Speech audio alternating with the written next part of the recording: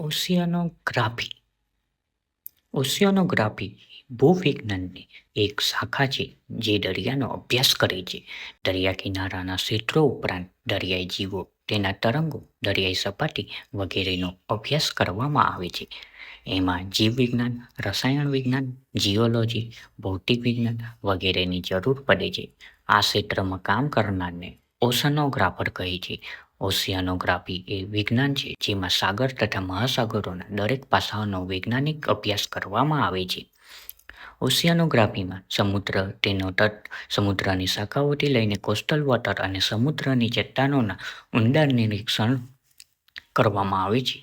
ઓશિયાનોગ્રાફી ક્યારેય ખતમ ન થનાર જિજ્ઞાસાઓનો દરિયો છે. મહાસાગરમાં અનેક માહિતીઓનો ભંડાર છુપાયેલો છે.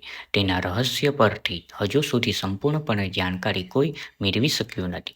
તેના સંશોધન માટે કલાકોના કલાકો સુધી દરિયામાં રહીને સેમ્પલ ભેગા કરવા પડે છે. તેનો સર્વે કરવો, ડેટાનું વિશ્લેષણ કરવાનું હોય છે. આ સંશોધન આધારિત ક્ષેત્ર છે, તેથી દરિયામાં આવતા તોફાનો અને તેમાં થઈ રહેલી ઉથલપાથલને નજીકથી જોવા એમાં રહેવું પડે છે. આ ઉપરાંત તેમાં કામ કરવા માટે લોકોને દરિયાની આસપાસના વિસ્તારમાં લાંબો સમય પસાર કરવો પડે છે. જ્હોન મેરેન આધુનિક સમુદ્ર વિજ્ઞાનના પિતા માનવામાં આવે છે. તેઓ બ્રિટિશ સમુદ્ર વિજ્ઞાની, સમુદ્ર જીવવિજ્ઞાની અને લિમ્નોલોજિસ્ટ હતા. આ ક્ષેત્રમાં જોડાવું હોય તો પાણી સાથે મિત્રતા કરવી પડે છે.